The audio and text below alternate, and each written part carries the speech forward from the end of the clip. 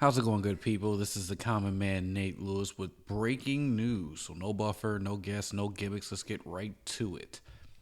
BloodyElbow.com is citing a tweet from a Quebec radio station, FM 93, which announced today, and I'm going to read this as it's transcribed, which states that Dan Poe, has learned that GSP will announce his return to active competition in the UFC in the coming days. So we're expecting to hear a big announcement come from GSP, possibly returning to the UFC, and boy does this change things.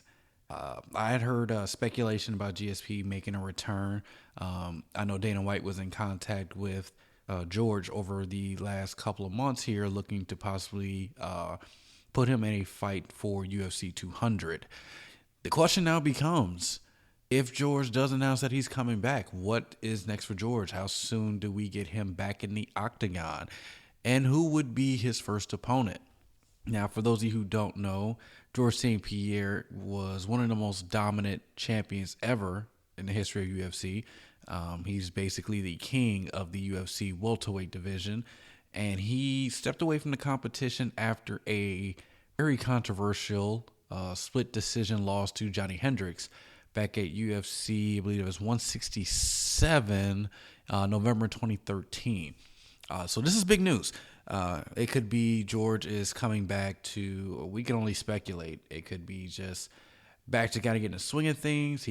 Could be offered a title shot immediately.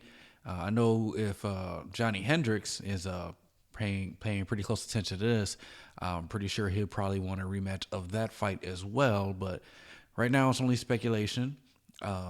So we're basically following the news off the tweet that says GSP will be announcing his plans in the next few days about possibly returning to UFC. Once again, I want to thank you guys for listening.